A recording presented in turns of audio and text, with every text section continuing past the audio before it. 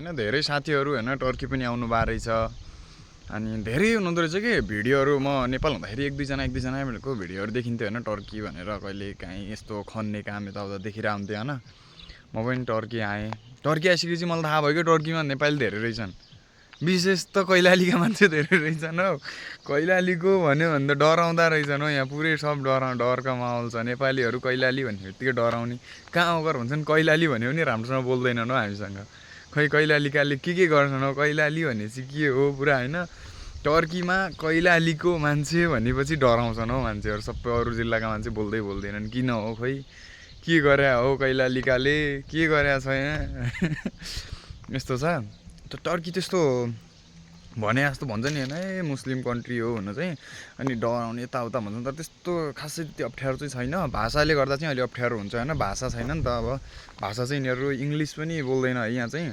English पनि केही बुझ्दैन कसैले कोही एक दुईजना अलि ठुलो पढे लेखेको ठुलो मान्छे भएपछि हो बुझ्ने नत्र इङ्ग्लिस पनि बुझ्दैन पुरै टर्की चाहिँ बोल्नुपर्छ गाह्रो छ भाषाको चाहिँ अलिकति गाह्रो छ हैन नत्र सबै त्यस्तो अरू भन्छन् है अरूको चाहिँ फेरि अलि गाह्रो छ पनि भन्छन् तर म काम गर्ने ठाउँमा मेरोमा चाहिँ त्यस्तो गाह्रो छैन सबै मिलेरै बस्छन् अनि आज चाहिँ अब हामी पिकनिक आएको थियौँ अनि त्यहीँ भिडियो बनाएको र हामी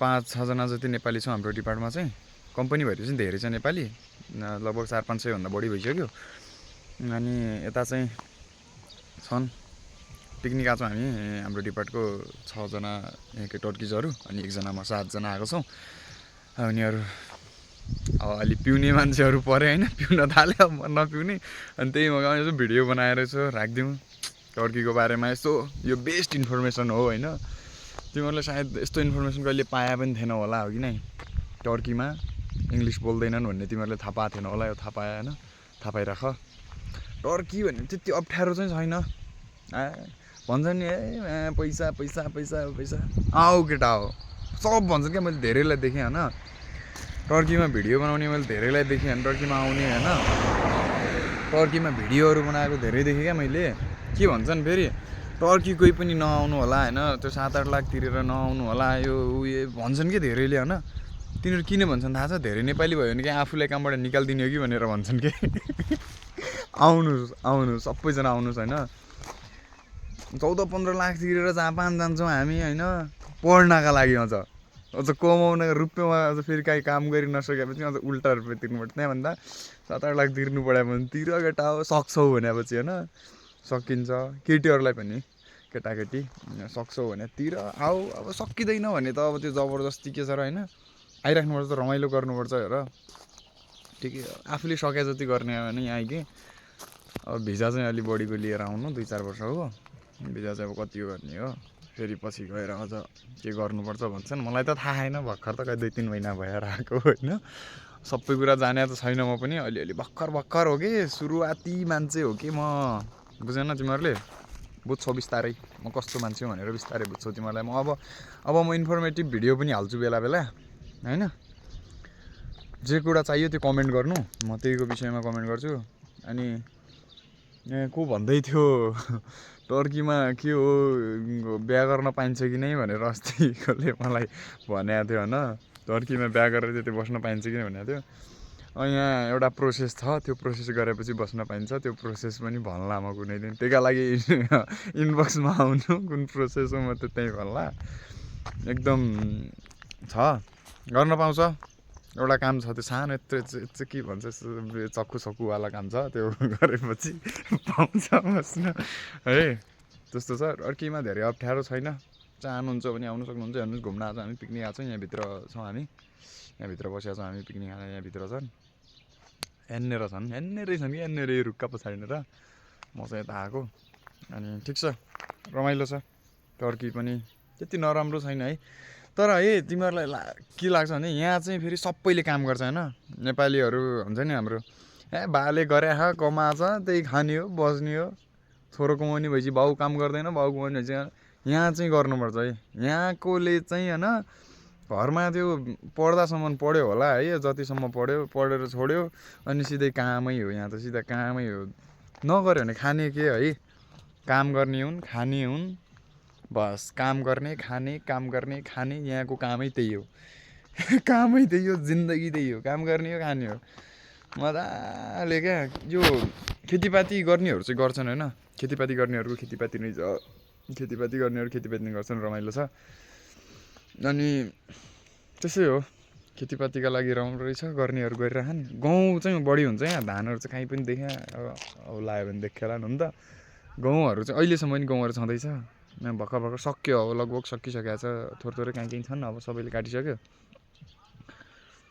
त्यस्तो छ। गहुँको भात खाइन्छ र चामलको भात एक दिन पाइन्छ हप्तामा, गहुँको भात पाइन्छ, कनिकाको भात पाइन्छ, अनेक अनेक पाउँछ। त्यस्तो त्यस्तो छ होइन। गाह्रो भन्ने कुरो केही छैन। आज फेरि आज पानी अब लास्तो छ यार, पिकनिक पनि बिगारिदिएला जस्तो छ, बादल बादल लागिसक्यो होइन पुरै। के हुन्छ अब, ठिक छ, रमाइलो गर होइन, त्यति नराम्रो पनि छैन। टर्की आऊ एकचोटि विचार गर। तर भन्छ होइन अब यो युरोप पनि हुनसक्छ भन्ने कुरो चाहिँ हो। आधा त युरोप हो, 3% जति युरोप छ इस्तानबुल होइन। अनि अरू हामी चाहिँ आङ्कारा सिन्जानमा बस्छौँ, यो सिन्जानकै हो, यो सिन्जानमै हो यो एरिया। फेरि सिन्जानमा यसो घुमघाम गर्न आएको, रमाइलो छ, त्यस्तो नराम्रो छैन। आउने जाने गर्दै गर्नुपर्छ।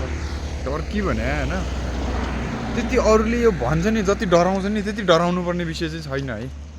आफू राम्रो हुनु पऱ्यो होइन, आफूले चाहिँ अलिकति अब यो भाषाहरू चाहिँ छिटो सिक्नुपर्छ है। अब मलाई त मेरबा भन्न आउँदो छ, मेराबा भनेको मेरबा क्या भन्दा होइन, त्यही पनि राम्ररी भन्न आउँदैन, गुनाइदेन भन्न आउँदो छ, त्यसै हो।